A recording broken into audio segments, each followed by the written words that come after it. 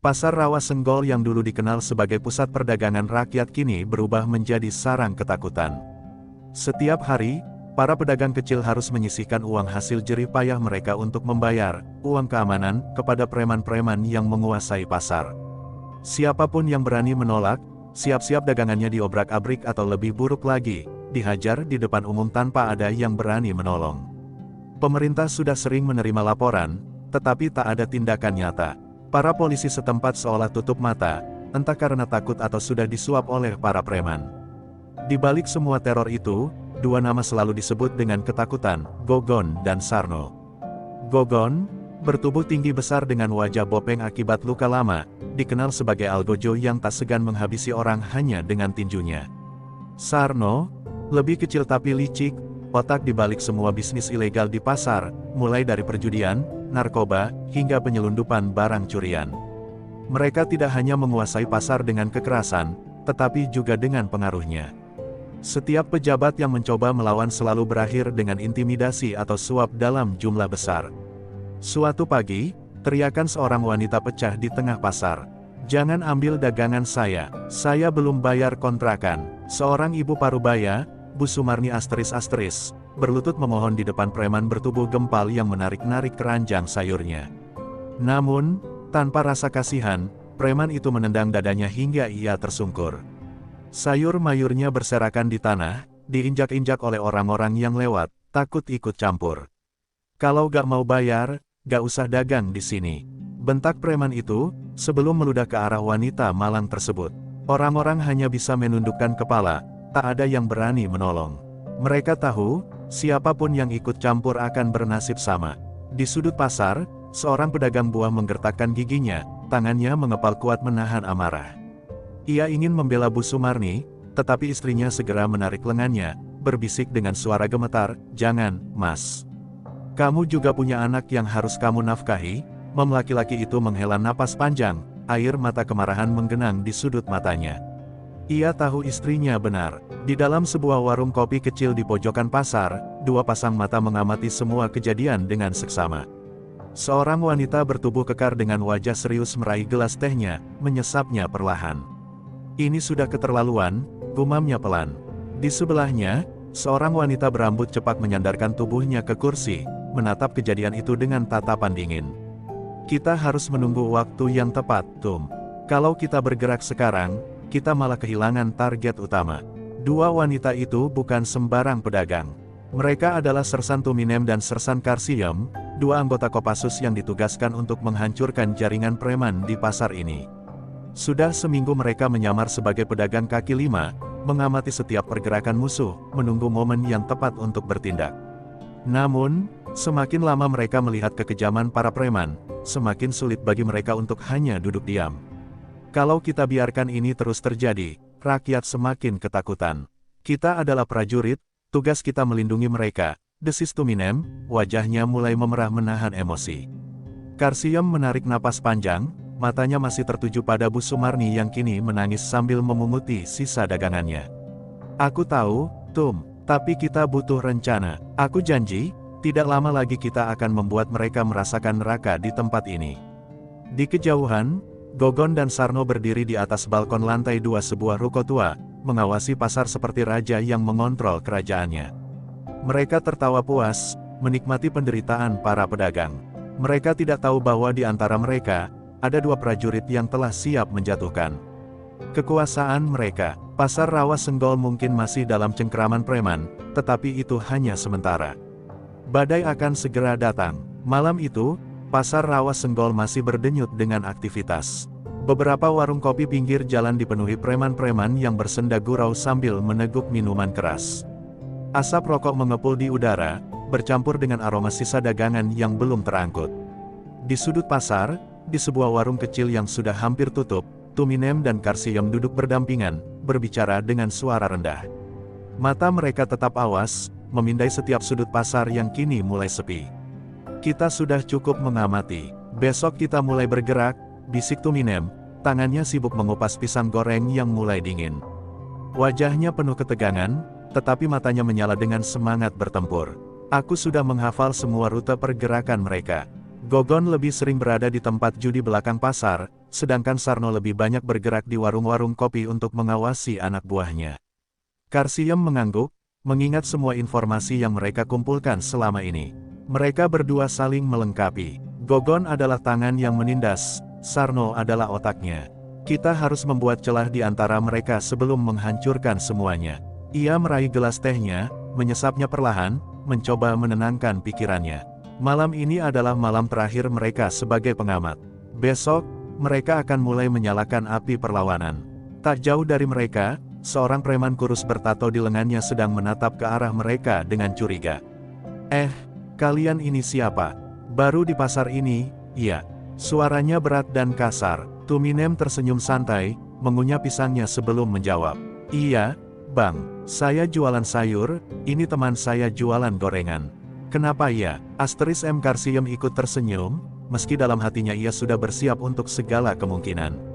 Preman itu menyipitkan mata, mencoba menilai apakah mereka hanya pedagang biasa atau ancaman yang perlu dihabisi. Namun, sebelum ia bisa berkata lebih jauh, suara tawa keras terdengar dari seberang jalan. Gogon dan Sarno baru saja keluar dari sebuah ruko, diiringi beberapa anak buah mereka. Mereka tampak mabuk, tertawa lepas seperti raja yang baru saja menaklukkan dunia. Hahaha, semua orang di pasar ini takut sama kita. Mereka cuma bisa tunduk, ngerti gak? Kalau ada yang macam-macam, kita kasih pelajaran. Teriak Sarno dengan pongah. Tuminem dan Karsiem saling bertukar pandang. Amarah membara di dada mereka, tetapi mereka tetap menahan diri. Tidak sekarang, bukan di tempat terbuka seperti ini. Mereka butuh waktu, butuh rencana yang matang. Tiba-tiba, Gogon melirik ke arah mereka. Itu dua cewek baru di pasar, iya. Wah, cantik juga, mau ikut kita gak? Lumayan buat hiburan, katanya sambil tertawa kasar. Anak buahnya ikut tertawa, bersorak menggoda. Tuminem mengepalkan tangan di bawah meja, wajahnya mulai memerah. Tapi sebelum ia sempat bereaksi, Karsiem meletakkan tangan di bahunya, memberi isyarat untuk tetap tenang. Dengan senyum ramah, Karsiem berkata, maaf, Bang. Kita cuma pedagang kecil, gak mau cari masalah. Ia lalu menarik tangan Tuminem, pura-pura ketakutan, dan berjalan pergi. Mereka tahu, saat ini bukan waktunya untuk bertarung. Tapi dalam hati mereka, sumpah telah diikrarkan. Malam ini mereka mungkin masih diam, tapi besok, pasar ini akan mulai berubah. Pagi buta, pasar Rawa Senggol kembali ramai dengan hiruk-pikuk para pedagang yang mulai membuka lapak mereka.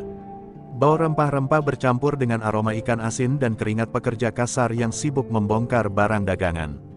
Namun, di balik aktivitas pasar yang tampak normal, ada ketakutan yang terus mengintai. Para preman masih berkeliaran, memastikan bahwa tidak ada satupun pedagang yang berani melawan aturan mereka. Di salah satu sudut pasar, Tuminem dan Karsiem sudah bersiap.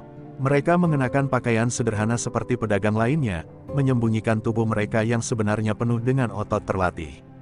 Hari ini, mereka tidak lagi hanya mengamati. Hari ini, mereka akan mulai melawan. Fajar baru saja menyingsing ketika teriakan pertama terdengar. Ampun, Bang, saya belum ada uang buat bayar hari ini. Seorang pria tua, Pas Slamet, yang berjualan tempe dan tahu, berlutut di depan seorang preman bertubuh kekar. Preman itu menendang keranjang dagangan Pas Slamet hingga tumpah ke tanah, tahu tempe yang ia jual berserakan dan diinjak-injak orang yang lewat. Tuminem yang melihat kejadian itu langsung mengepalkan tangan. Amarahnya yang selama ini ia pendam mulai mendidih. Tanpa pikir panjang, ia melangkah maju, menghampiri preman itu dengan tatapan tajam. Hei, kenapa kau rusak dagangan orang tua ini? Suaranya tenang, tapi penuh ketegasan. Preman itu menoleh dan menyeringai. Kau pedagang baru ya? Jangan ikut campur kalau gak mau bernasib sama. Ia mengangkat tangannya, hendak menamparkan Tuminem. Namun, dalam hitungan detik, Tuminem menangkap pergelangan tangannya, memelintirnya dengan gerakan cepat. Aargh. Preman itu berteriak kesakitan, wajahnya berubah pucat saat merasakan tulangnya hampir patah. Keributan itu menarik perhatian banyak orang. Pedagang-pedagang yang selama ini ketakutan kini menatap dengan harapan bercampur cemas. Dari kejauhan, beberapa preman lain mulai bergerak mendekat. Salah satunya langsung menarik pisau kecil dari pinggangnya, mengarahkannya ke Tuminem. Kurang ajar, berani melawan kita, mati kau. Namun sebelum pisau itu bisa menyentuh Tuminem, Karsiem meluncur cepat seperti kilat. Dengan satu tendangan memutar, ia menghantam dada preman itu hingga terlempar ke tumpukan karung beras. Pisau yang dipegangnya jatuh berdering ke tanah. Preman-preman lainnya langsung mundur selangkah, mulai menyadari bahwa mereka tidak sedang berhadapan dengan wanita biasa. Keheningan sejenak menyelimuti pasar, para pedagang menahan napas, menunggu apa yang akan terjadi selanjutnya. Tuminem menatap para preman itu satu persatu, lalu berkata dengan suara dingin, "Mulai hari ini, kalian tidak bisa lagi semena-mena di pasar ini. Ingat baik-baik wajah kami tidak akan pergi sampai kalian semua lenyap dari sini." Para preman menelan ludah, beberapa dari mereka tampak ragu, tetapi yang lain mulai merencanakan balas dendam. Hari ini, dua wanita misterius itu telah menyalakan api perlawanan di pasar Rawasenggol. Dan Gogon serta Sarno pasti tidak akan tinggal diam. Kabar tentang dua wanita misterius yang menghajar anak buahnya menyebar dengan cepat, seperti api yang melalap ranting kering. Di sebuah ruko tua di lantai 2, Gogon dan Sarno duduk berhadapan di meja kayu yang penuh dengan botol minuman keras. Wajah Gogon merah padam, matanya menyala penuh kemarahan. Dua cewek sialan itu berani sentuh anak buah kita. Apa mereka udah bosan hidup? Raungnya sambil membanting gelas hingga pecah berkeping-keping. Sarno lebih tenang, meski matanya juga menyiratkan kegeraman. Ia menghisap rokoknya dalam-dalam, lalu menghembuskan asapnya perlahan. "Aku sudah selidiki. Mereka bukan pedagang biasa. Mereka berani melawan, gerakan mereka juga terlatih. Ada sesuatu yang janggal." Suaranya rendah dan penuh perhitungan. Tak seperti Gogon yang mengandalkan otot, Sarno adalah otak dari setiap aksi mereka. Gogon menggebrak meja, membuat botol-botol di atasnya bergetar. "Mau siapapun mereka, aku gak peduli. Kita kasih pelajaran, sekarang juga. Kumpulkan semua anak buah kita buat pasar itu jadi neraka buat mereka." Rahangnya mengeras, tinjunya mengepal. Ia adalah tipe orang yang tidak tahan menunggu balas dendam. Sarno mengangkat tangannya, memberi isyarat agar Gogon tenang. "Tidak sekarang, goblok. Kalau kita gegabah, justru kita yang rugi. Aku mau tahu siapa mereka sebenarnya sebelum kita habisi mereka. Yang pasti, mereka sudah melangkahi batas yang seharusnya tidak mereka sentuh." Sementara itu, di sudut pasar, Tuminem dan Karsiem duduk di bangku kayu sebuah warung kecil, menikmati segelas kopi hitam. Meski mereka tampak santai, mereka tahu keadaan semakin berbahaya. Setelah apa yang mereka lakukan tadi pagi, balasan dari Gogon dan Sarno hanya tinggal menunggu waktu. "Seperti yang kita duga, mereka pasti tidak akan tinggal diam," gumam Karsiem sambil mengaduk kopinya.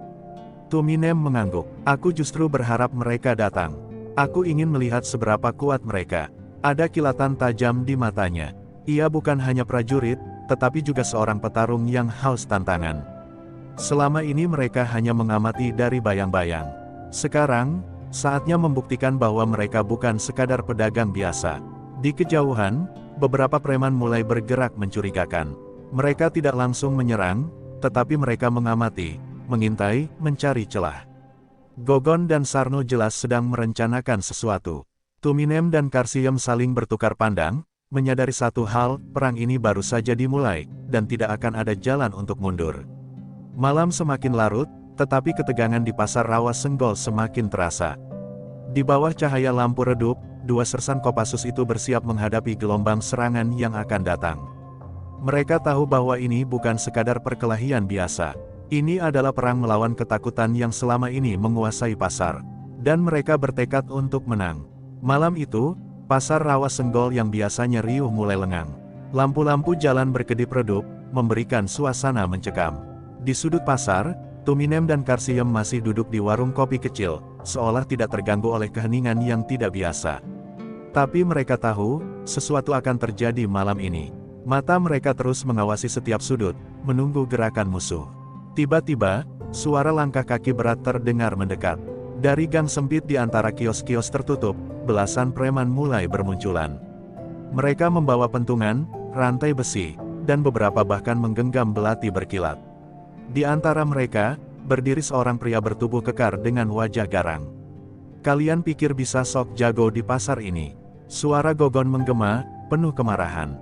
Tuminem dan Karsiem saling berpandangan sebentar sebelum berdiri dari kursi mereka.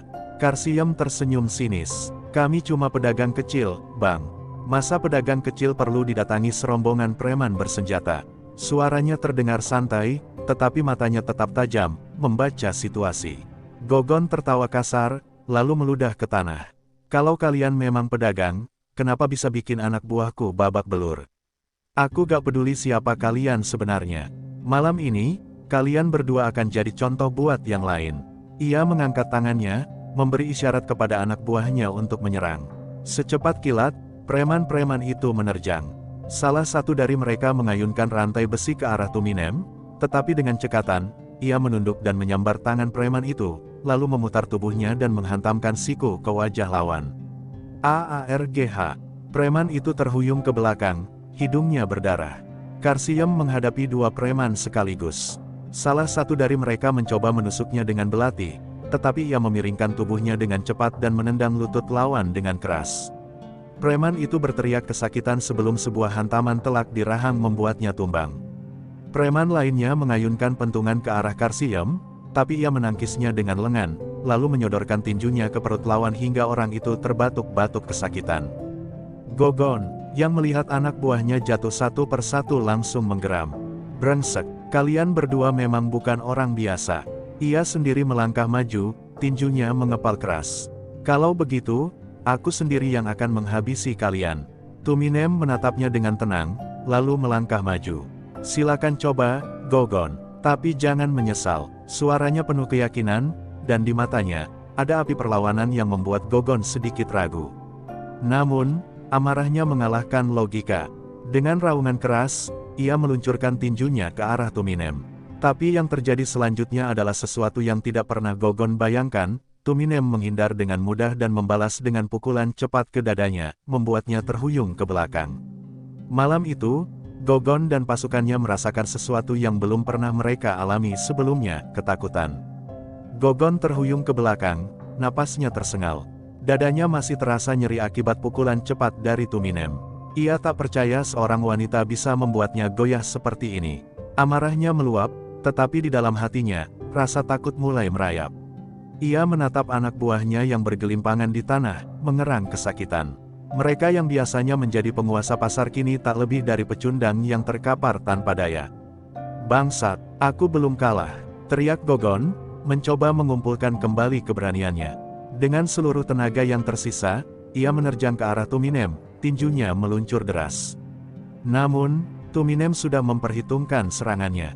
Dengan gesit, ia berputar ke samping, lalu menyelipkan kakinya di antara langkah Gogon. Waargh. Gogon kehilangan keseimbangan dan jatuh menghantam tanah dengan keras. Sebelum Gogon bisa bangkit, Karsiem sudah berada di atasnya, menekan lututnya ke dada pria besar itu.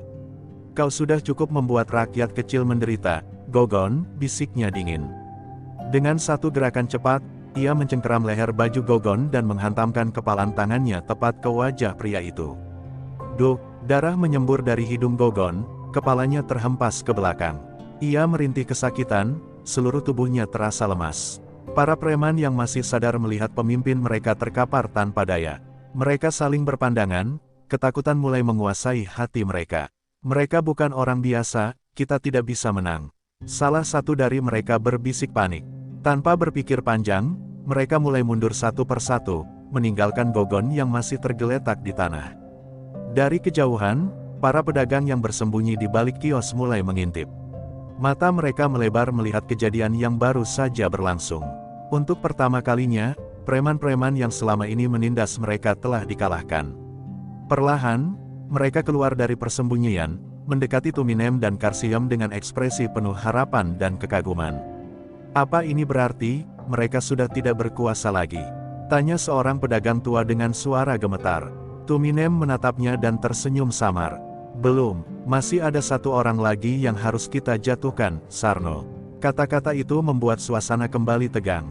Semua orang tahu bahwa jika Gogon adalah otot di pasar rawa Senggol, maka Sarno adalah otaknya. Ia lebih licik, lebih berbahaya, dan lebih sulit untuk dijatuhkan. Namun, Tuminem dan Karsiem tidak gentar. Malam ini mereka telah memenangkan satu pertempuran, tetapi perang belum usai. Di tempat persembunyiannya, Sarno menyaksikan semua kejadian itu dengan wajah tanpa ekspresi. Ia menghisap rokoknya dalam-dalam, lalu menghembuskannya perlahan. "Jadi kalian benar-benar bukan wanita biasa, menarik," gumamnya sambil tersenyum tipis. Ia tahu, sudah waktunya ia turun tangan sendiri. Dan ia tidak akan memberikan perlawanan yang mudah. Pertarungan sesungguhnya baru saja dimulai. Di sebuah ruko tersembunyi di belakang pasar, Sarno duduk dengan tenang di kursi kayunya. Mengamati anak buahnya yang datang dengan wajah ketakutan. Mereka melaporkan kekalahan Gogon dan pasukannya dengan suara gemetar. "Mereka bukan manusia biasa, Bang. Mereka cepat, kuat, dan kejam." Seorang preman mengusap wajahnya yang lebam, masih tak percaya bahwa dua wanita bisa menghancurkan kelompok mereka dalam satu malam. Sarno tidak langsung bereaksi. Ia hanya tersenyum tipis, lalu menyalakan rokoknya. Asap putih mengepul di udara, mengisi ruangan dengan aroma tembakau yang pekat. "Kalian semua sampah," katanya dingin. Asteris, tidak heran Gogon kalah. "Kalian hanya tahu cara menakut-nakuti orang lemah, tapi begitu bertemu lawan sepadan, kalian langsung gemetar." Salah satu preman mencoba membela diri. "Tapi Bang, mereka benar-benar bukan orang biasa." Gogon saja dibuat tak berdaya. Namun, sebelum ia bisa melanjutkan, Sarno bergerak secepat kilat. Dalam satu hentakan, ia mencengkeram kerah baju preman itu dan menghantamkan kepalanya ke meja. Duk, darah segar mengucur dari hidung pria itu yang kini mengerang kesakitan di lantai. Sarno berdiri dan menatap sisa anak buahnya yang kini menunduk ketakutan. "Dengar baik-baik, kita tidak akan lari dari dua wanita itu. Mereka mungkin lebih kuat dari Gogon, tapi mereka bukan dewa." Matanya menyala penuh kebengisan. "Kita akan buat mereka menyesal telah mengusik wilayah kita." Sementara itu, di pasar, Tuminem dan Karsiem berjalan di antara para pedagang yang kini mulai berani tersenyum. Mereka berdua telah menghapus ketakutan yang selama ini menguasai tempat itu. Namun, mereka tahu ini belum berakhir. Sarno tidak akan tinggal diam. Benar saja, malam itu, kekacauan kembali melanda pasar. Tiba-tiba, kios-kios mulai dibakar. Api menjilat-jilat lapak dagangan, membuat orang-orang berteriak panik. "Kebakaran! Kebakaran!" Suara pedagang berhamburan di udara. Dari kegelapan, puluhan preman muncul dengan senjata tajam di tangan, mengamuk tanpa kendali. Tuminem dan Karsiem langsung beraksi. Mereka menerobos kobaran api, menangkis serangan preman-preman yang datang bertubi-tubi. Tuminem menghindari ayunan golok sebelum melancarkan pukulan keras ke perut lawannya, membuatnya jatuh tersungkur. Karsiem menangkap lengan seorang preman yang membawa pisau, lalu mematahkannya dengan cekatan. Jeritan kesakitan menggema di antara suara api yang membakar kios-kios. Dari kejauhan, Sarno berdiri dengan senyum dingin, mengamati semuanya. Ia tidak seperti Gogon yang mengandalkan otot. Ia adalah pemimpin yang licik dan kejam. Malam ini bukan sekadar serangan balik, ini adalah perang. Ia ingin melihat seberapa jauh dua sersan Kopassus itu bisa bertahan dalam neraka yang ia ciptakan. Asap hitam mengepul ke langit, bercampur dengan jeritan panik para pedagang yang mencoba menyelamatkan barang dagangan mereka dari kobaran api. Tuminem dan Karsiem bergerak cepat di tengah kekacauan, melawan preman-preman yang mengamuk. Setiap serangan yang mereka lancarkan bukan sekadar untuk bertahan, tapi untuk menunjukkan bahwa mereka tidak akan mundur. Seorang preman bertubuh kekar berlari dengan golok terangkat tinggi, mengincar punggung Karsiem. Namun, tanpa perlu menoleh, ia merasakan bahaya itu datang. Dalam satu gerakan cepat, ia merunduk, lalu berputar dan menghantamkan tendangan keras ke lutut preman itu. Kerak, terdengar suara tulang yang patah, diikuti jeritan menyayat. Preman itu jatuh berguling-guling, wajahnya memucat ketakutan. Di sisi lain, Tuminem menghadapi dua preman sekaligus. Salah satu dari mereka menebaskan rantai besi ke arahnya, tapi Tuminem dengan cekatan menangkap rantai itu di udara dan menariknya dengan kuat. Preman itu tersentak ke depan, tepat ke arah siku Tuminem yang menghantam rahangnya. Darah menyembur dari mulutnya sebelum ia terkapar tak sadarkan diri. Namun, situasi semakin buruk. Api yang membakar kios semakin membesar, mengancam melalap seluruh pasar. Beberapa preman malah sengaja menyiram bensin ke kios-kios lain, memperparah keadaan. Para pedagang berteriak ketakutan, sebagian menangis menyaksikan mata pencaharian mereka hancur. "Tolong, tolong hentikan mereka!" Suara seorang ibu tua menggema, tetapi preman-preman Sarno tidak peduli. Mereka hanya ingin menghancurkan segalanya. Di kejauhan, Di atas sebuah bangunan yang lebih tinggi, Sarno berdiri dengan angkuh, mengawasi kekacauan yang telah ia ciptakan. Ia menghisap rokoknya, lalu membuangnya ke lantai. Kalian boleh menang melawan Gogon, tapi aku berbeda. Aku tidak hanya akan mengalahkan kalian, aku akan menghancurkan kalian. Suaranya terdengar bagaikan iblis yang menikmati penderitaan manusia. Karsiyem menoleh ke arah Tuminem. Kita harus mengakhiri ini sekarang juga. Selama Sarno masih berdiri, dia tidak akan berhenti. Matanya membara penuh amarah. Mereka bisa saja bertahan melawan puluhan preman, tapi selama Sarno masih ada, teror ini tidak akan berakhir. Tuminem mengangguk. Ayo kita tangkap bajingan itu. Tanpa ragu, mereka berdua langsung menerobos kerumunan preman yang tersisa, menghajar siapa saja yang mencoba menghalangi. Tubuh-tubuh berjatuhan, jeritan kesakitan menggema di udara, tetapi mereka terus maju, menuju satu target utama, Sarno. Dari atas bangunan, Sarno tersenyum tipis melihat dua wanita itu berlari ke arahnya. Bagus, aku sudah menunggu kalian. Ia membuka jaketnya, memperlihatkan dua belati panjang yang terselip di pinggangnya. Malam ini, ia akan membuktikan bahwa ia bukan sekadar pemimpin kriminal, ia adalah Algojo yang akan mengakhiri segalanya dengan tangannya sendiri. Dua sosok perempuan berseragam lusuh berlari menembus kobaran api dan reruntuhan pasar yang terbakar. Tuminem dan Karsiyem tidak lagi memperdulikan preman-preman yang tersisa. Mata mereka hanya tertuju pada satu orang, Sarno, sang dalang kehancuran. Di atas bangunan kios yang hangus sebagian, pria itu berdiri dengan angkuh, menunggu mereka datang seperti seekor ular berbisa yang siap menerkam. Begitu mereka tiba di atas, Sarno bertepuk tangan pelan, senyum dingin menghiasi wajahnya. Kalian memang luar biasa. Aku paham sekarang kenapa Gogon kalah. Tapi melawanku, itu cerita yang berbeda. Dengan gerakan cepat, ia menghunus dua belati panjang dari pinggangnya. Cahaya api yang berkobar memantulkan kilatan tajam di mata pisau itu, menambah aura mematikan yang terpancar dari tubuhnya. Tanpa basa-basi, Sarno menyerang lebih dulu. Dengan kecepatan yang mengejutkan, ia meluncur ke arah Tuminem, belatinya berputar seperti bayangan maut. Tuminem nyaris tak sempat menghindar. Sebuah goresan panjang tercipta di lengan kirinya, darah merembes keluar. Namun, ia tidak mengerang, hanya menatap Sarno dengan lebih tajam. Dia cepat, gumam Karsiyem, sebelum ia sendiri harus melompat ke belakang menghindari tebasan liar Sarno. Serangan pria itu bukan hanya cepat, tapi juga penuh perhitungan. Ia bukan sekadar preman jalanan, ia adalah seorang petarung sejati yang tahu cara membunuh dengan presisi. Tuminem menyadari bahwa mereka tidak bisa terus bertahan. Kita harus menyerang bersamaan, serunya. Tanpa menunggu jawaban, ia langsung menerjang maju, menangkis salah satu belati Sarno dengan lengannya, meski itu berarti tubuhnya kembali terluka. Karsiyem memanfaatkan kesempatan itu untuk melayangkan tendangan ke rusuk Sarno.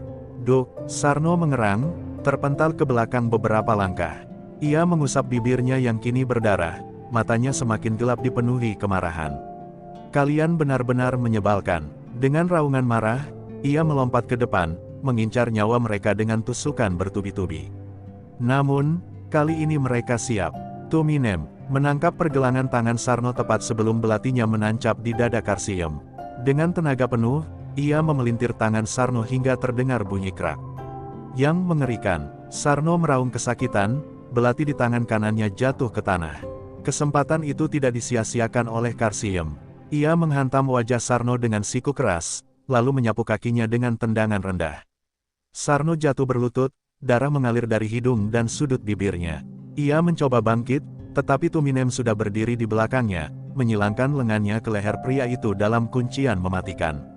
Sudah cukup, Sarno, pasar ini bukan milikmu lagi. Suara Tuminem terdengar datar, tanpa emosi.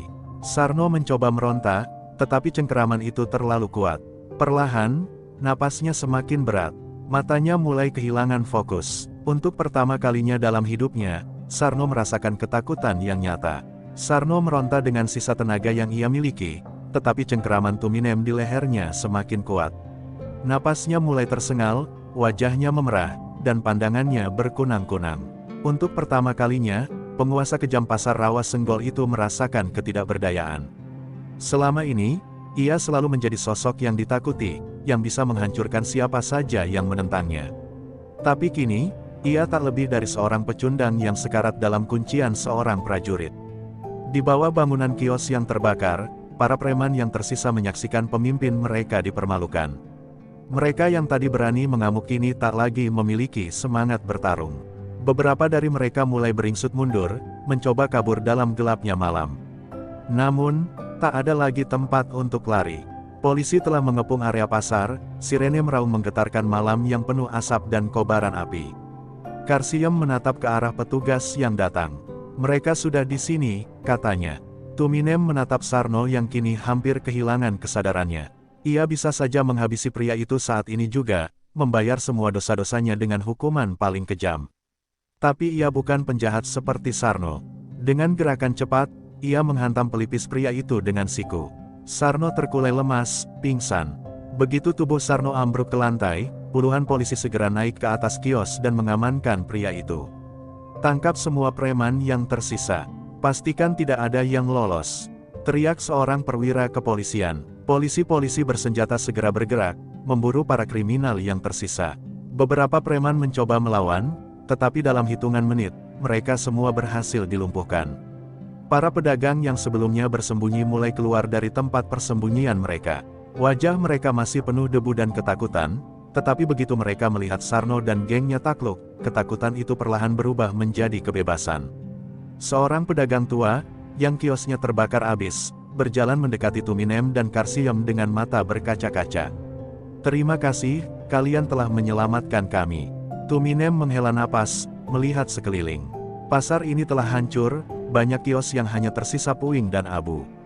Tapi, meskipun tempat ini luluh lantak, mereka telah berhasil menghancurkan akar dari semua penderitaan ini. Tak akan ada lagi pemalakan, pemerkosaan, atau pembakaran kios oleh preman-preman keji. Matahari mulai terbit di ufuk timur, sinarnya yang kemasan menerangi pasar yang luluh lantak, tetapi juga menghadirkan harapan baru. Tuminem dan Karsiem berdiri di tengah reruntuhan, menyaksikan awal baru bagi para pedagang yang kini bisa hidup tanpa ketakutan. Mereka tahu tugas mereka belum selesai, tetapi malam ini, mereka telah menghapus satu kejahatan besar dari bumi. "Ayo pulang," kata Karsiem pelan. Tuminem tersenyum samar, menatap sahabatnya, lalu mengangguk. Mereka berjalan meninggalkan pasar yang telah mereka bebaskan. Meninggalkan jejak kemenangan yang akan dikenang selamanya.